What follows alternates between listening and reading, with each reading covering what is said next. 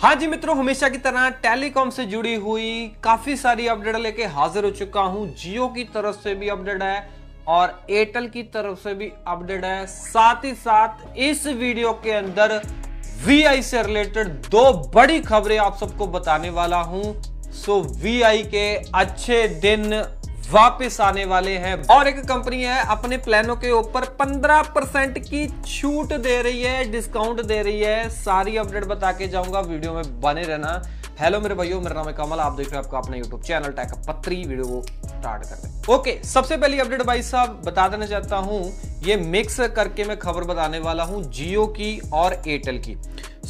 आपको बता देना चाहता हूं कि फाइनेंशियल ईयर 26 के Q2 की दोनों कंपनियों की रिपोर्ट आ चुकी है। मतलब जियो की भी रिपोर्ट आ चुकी है और एयरटेल की भी रिपोर्ट आ चुकी है, जिसमें बताया यह जा रहा है कि एयरटेल ने Q2 के अंदर 6,792 करोड़ रुपए का शुद्ध मुनाफा मतलब प्रॉफिट जनरेट किया है एक क्वार्टर के अंदर, और जियो ने किया है 7,379 करोड़ का शुद्ध मुनाफा।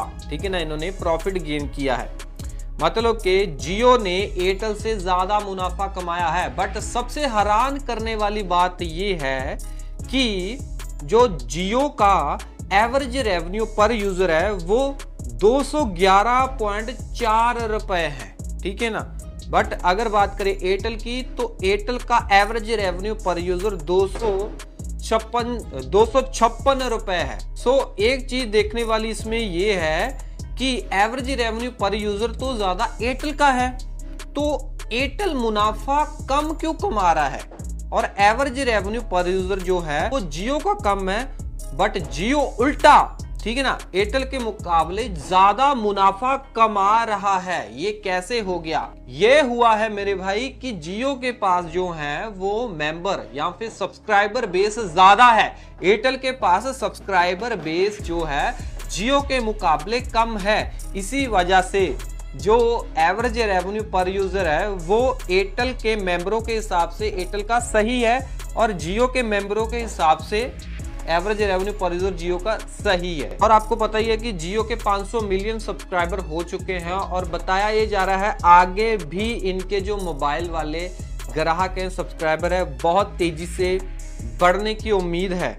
ओके, अगली अपडेट वीआई की तरफ से निकल के आ रही है। बता देना चाहता हूं कि 27 अक्टूबर को जो सुप्रीम कोर्ट ने वीआई के ऊपर फैसला सुनाया था, ठीक है ना, उस फैसले को सुप्रीम कोर्ट ने थोड़ा बदल दिया है। ठीक है ना, थोड़ा विचार किया और जो फैसला पहले सुनाया था उसको खारिज कर दिया और नया फैसला सुना दिया।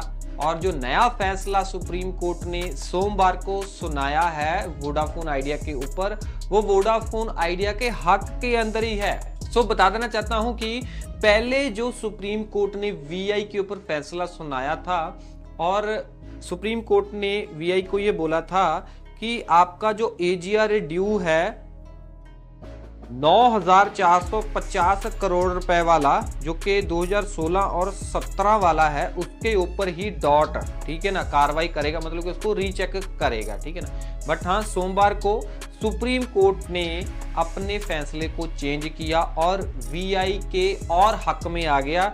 सुप्रीम कोर्ट ने बोला डॉट को कि आप वीआई का जो एजीआर है ओनली 16-17, ठीक है ना, ईयर वाला नहीं, बल्कि पूरा जितना भी एजीआर है उसको दोबारा चेक कीजिए। ठीक है ना, ओनली 2016 और 17 ईयर वाला नहीं, पूरा जितना एजीआर ड्यू है उसको दोबारा चेक कीजिए। और माना यह जा रहा है कि अगर डॉट वीआई के पूरे एजीआर को दोबारा से रीचेक करेगा तो इनका एजीआर जो है वो काफी घट सकता है, जिससे क्या है वीआई को एजीआर के मामले में थोड़ी मोहलत मिल सकती है, थोड़ी राहत मिल सकती है। इतना नहीं है, बताया ये भी जा रहा है कि केंद्र सरकार भी कुछ ऐसा राहत पैकेज वीआई को दे सकती है, जिससे क्या है वीआई को और भी हेल्प मिल सकती है। इतना नहीं है, मार्केट में ये भी न्यूज निकल के आ रही थी कि एक अमेरिका की कंपनी है टिलमैन ग्लोबल होल्डिंग्स, ठीक है ना, सो ये कंपनी जो है अमेरिका की, ये VI के अंदर लगभग 4 से 6 अरब डॉलर का निवेश करने वाली है। मतलब कि ये कंपनी VI के अंदर पैसे इन्वेस्ट करने वाली है। बट हाँ, ये सिर्फ और सिर्फ उड़ती उड़ती न्यूज थी, इसको VI ने खारिज कर दिया है और VI ने सोमवार को क्लियरली मीडिया को बता दिया है कि ये जो न्यूज मार्केट में फैल रही है कि टिलमैन ग्लोबल होल्डिंग कंपनी है हमारे VI के अंदर पैसे इन्वेस्ट मतलब कर सकती है या करने जा रही है, ये न्यूज बिल्कुल झूठी है। ठीक है ना, ऐसी कोई भी हमारी इस कंपनी के साथ बातचीत नहीं हुई है। और मेरे भाई, मैंने आपको पहले ही बताया था कि जियो एंड एयरटेल ने फाइनेंशियल ईयर 26 के Q2 की रिपोर्ट दी है, जिसमें दोनों कंपनियों ने मुनाफा जनरेट किया है और एवरेज रेवेन्यू पर यूजर भी उनका बढ़ा है। बट अभी तक वोडाफोन आइडिया ने अपनी फाइनेंशियल ईयर 26 के Q2 की रिपोर्ट ही नहीं दी है। बताया जा रहा है कि वोडाफोन आइडिया की बोर्ड मीटिंग जो है 10 नवंबर 2025 को होने वाली है, जिसमें कंपनी अपनी Q2 की सारी रिपोर्ट देने वाली है कि कंपनी कितने लॉस के अंदर जा रही है या फिर सब्सक्राइबर गेन कर रही है, प्रॉफिट में है या नहीं है। सारा कुछ उस रिपोर्ट के अंदर हमें पता चल जाएगा। अगली भी भाई साहब जो अपडेट आ रही है वोडाफोन आइडिया की तरफ से, वो भी बहुत अच्छी गुड न्यूज हमारे सामने निकल के आ रही है। बताना चाहता हूँ, इनकम टैक्स डिपार्टमेंट ने वोडाफोन आइडिया को बहुत बड़ी राहत दे दी है।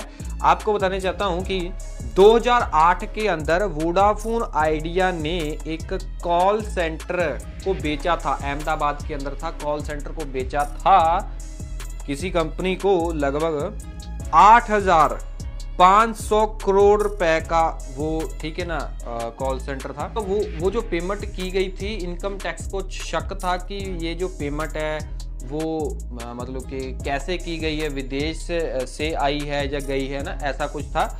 तो इनकम टैक्स ने 2012 के अंदर वोडाफोन आइडिया के ऊपर केस कर दिया था। ठीक है जी, और वो केस काफी लंबा ही चला भाई साहब, 2012 से लेके आज 2025 है। ठीक है ना, तो अब क्या है, अब गुड न्यूज ये है कि ये जो केस लटक रहा था इतने टाइम से, इनकम टैक्स ने अपने आप ही केस को वापस ले लिया है। ठीक है ना, तो क्यों लिया है? क्योंकि सुप्रीम कोर्ट जैसे ही वोडाफोन आइडिया के हक में आया, तुरंत ही थोड़े टाइम बाद, एक ही दिन के अंदर थोड़े टाइम बाद, इनकम टैक्स ने भी केस को वापस ले लिया।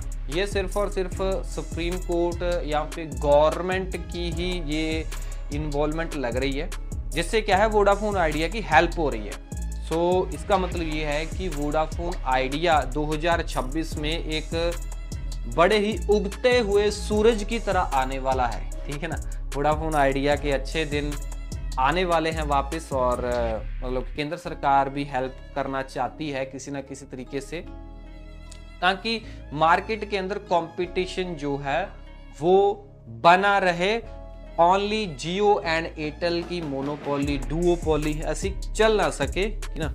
ओके, अगली अपडेट आ रही है ACT फाइबर नेट ब्रॉडबैंड की तरफ से। सो आपको बताना चाहता हूं कि त्योहारों का सीजन, ठीक है ना, मतलब कि चल ही रहा है अभी तक, और ACT फाइबर नेट जो है 15% का डिस्काउंट दे रहा है।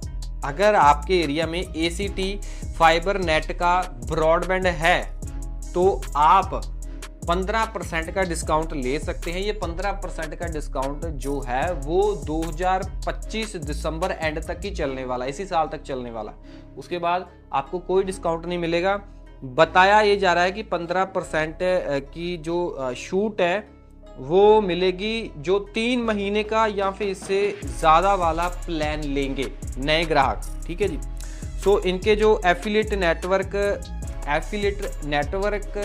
के द्वारा जो कनेक्शन लेंगे उनको ही 15% की छूट मिलेगी। को बता देना चाहता हूँ कि काफ़ी सारे सिटियों के अंदर या फिर काफ़ी सारे स्टेट के अंदर ये ACT फाइबर नेट है। जैसे मैं यहाँ पे चेक कर रहा हूँ, काफ़ी बड़ी मात्रा के अंदर बेंगलुरु, दिल्ली, अहमदाबाद, ठीक है ना, तो मतलब काफ़ी सारे प्लान आते हैं। एक the power the power pack, ठीक है ना, इनका वो प्लान आता है पावर पैक के नाम से, उसमें से 50 MB, 100 MB, 200 MB, 400, 500, 600 Mbps की स्पीड, ठीक है ना, जो भी आपकी रिक्वायरमेंट है ले सकते हो। इसके साथ आपको बंडल रूप में इंक्लूडेड OTT भी मिलेगी और फ्री हाई एंड राउटर भी मिलेगा, वाईफाई आई थिंक 6 वाला मिलेगा, ठीक है जी।